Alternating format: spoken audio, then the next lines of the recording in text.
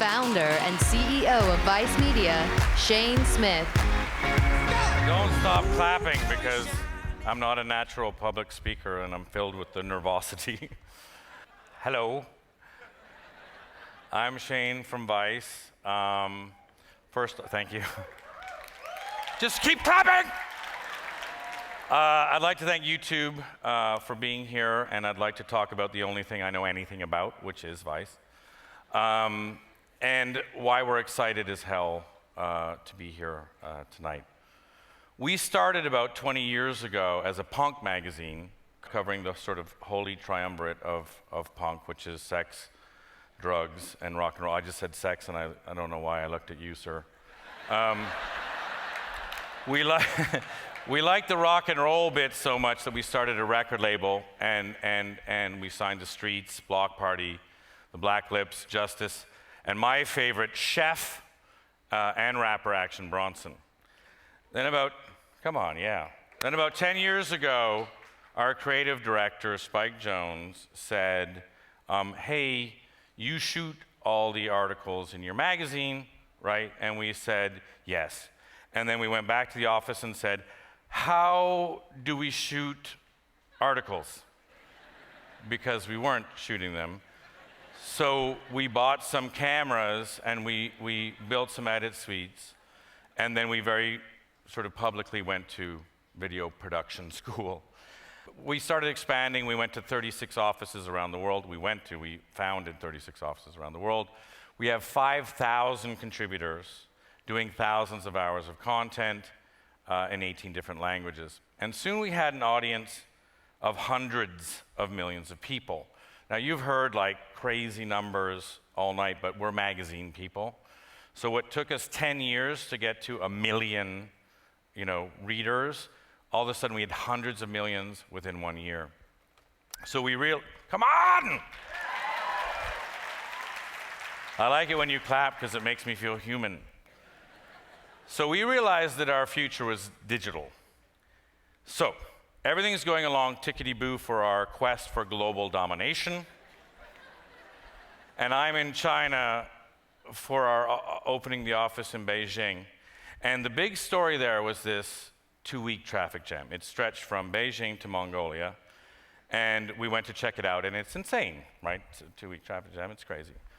And I'm looking, the cars sort of spreading on to the horizon, and I said to myself, hold on a second. Car companies have to make 3% more cars every year, right? Just to break even. But there's a 2-week traffic jam. Where are all the adults, right? Somebody has to say something about this. And then I realized, I have one of the largest youth platforms in the world, right? So almost overnight, we converted our magazine bureaus into offices with full production capabilities. And we sent our correspondents into the field, and we said, look, report the stories that are underreported. Don't follow the news cycle. Immerse yourself in the story and press record. And this is how Vice started doing news.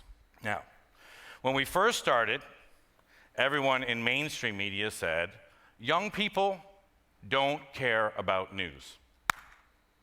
Young people especially don't care about anything international, and make it snackable, make it short, don't make it serious. So, instead of listening to that, we asked our audience, what do you want in a news channel? And this is what they told us.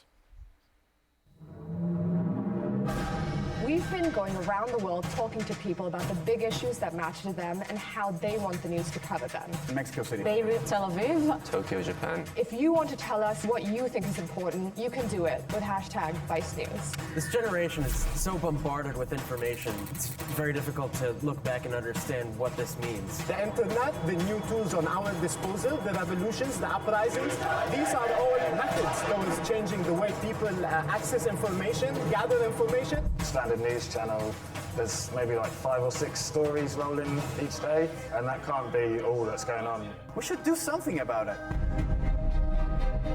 now with the help of technology and social media and the new means of communication, it has become easier for a person to express himself loud. I hate hearing that my generation is lazy. There are absolutely people my age around the world that feel the same way that I do. News is all about what's happening with the humankind, what's happening in the human condition. We all have the chance to interact with each other and learn about each other's lives. This is how the modern world works across the globe. So what we found out was that Gen Y is desperate for news, but that they're totally disenfranchised by traditional news media, and most importantly, they're consuming news in a different way. We realized that to make it work, we had to, as I call it, sort of hand over the handlebars to the interns. Because for it to be real, young people have to shoot it. For it to be real, young people have to cut it. They have to present it. They have to produce it. So we introduced new journalists and married them to tech advancements, like Tim Pool, who we sent to Turkey, and he was the first to ever broadcast news content using Google Glass. We partnered with YouTube, with whom we have 7 million subscribers and over 1 billion video views across our platforms. I love you more! And it's just beginning. Why? Because we just launched Vice News.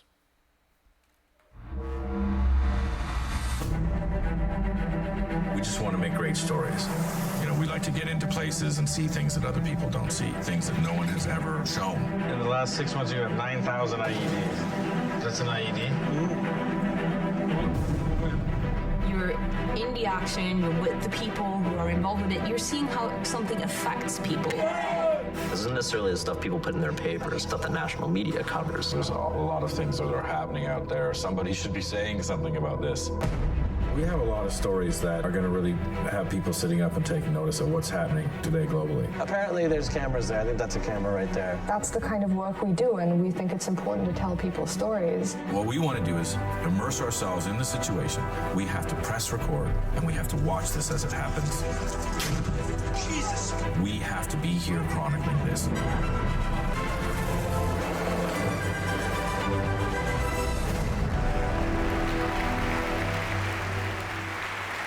We actually came out of beta early because we had boots on the ground in the Crimea and the Ukraine and have been credited with doing some of the best coverage out of there. Today we have news teams in Thailand, Sudan, Venezuela. The list goes on. Why I'm excited to be here is because today we're at a historic moment in media. We're witnessing a changing of the guard in real time. Young people are leaving TV in droves, and they're moving online. And as a consequence, new brands are being created as we speak. In fact, Vice News has already been called the Time Warner of the streets and the next CNN. But with the scale that YouTube offers, we're not going to be the next CNN. We're going to be 10 times the next CNN. News is exploding because young people are the most sophisticated media consumers of all time.